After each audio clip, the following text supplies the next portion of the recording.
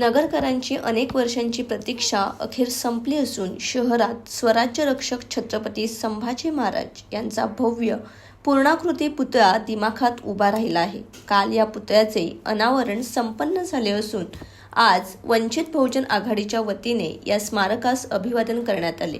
शहरात संभाजी महाराजांचा पुतळा असावा यासाठी शिवभक्तांनी अनेक वर्षांपासून आंदोलने, मोर्चे आणि निवेदनाद्वारे प्रशासनाकडे पाठपुरावा केला होता। त्यांच्या संघर्षाला अखेर यश आल्याने संपूर्ण शहरात उत्साहाचे वातावरण आहे। वंचित बहुजन आघाडीचे जिल्हाध्यक्ष योगेश साठे आणि शहर अध्यक्ष हनीफ शेख यांच्या नेतृत्वाखाली कार्यकर्त्यांनी स्मारकाला भेट देऊन पुष्पहार अर्पण केला।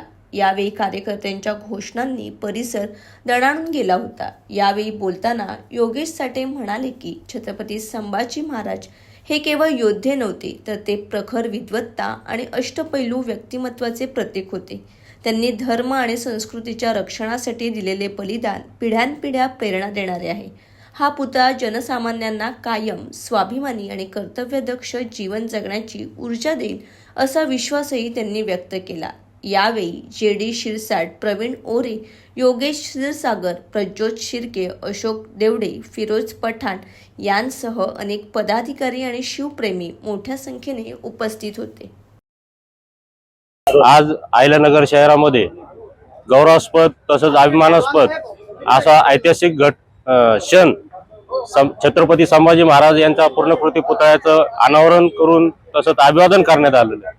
त्या पुतळ्याच्या संदर्भात नगर शहरांच्या उपनगरातील बऱ्याचशा युवकांच्या मनामधील छत्रपती संभाजी महाराजांचा पुतळा आपल्या नगर शहरामध्ये झाला पाहिजे, तो पण पूर्णाकृती झाला पाहिजे।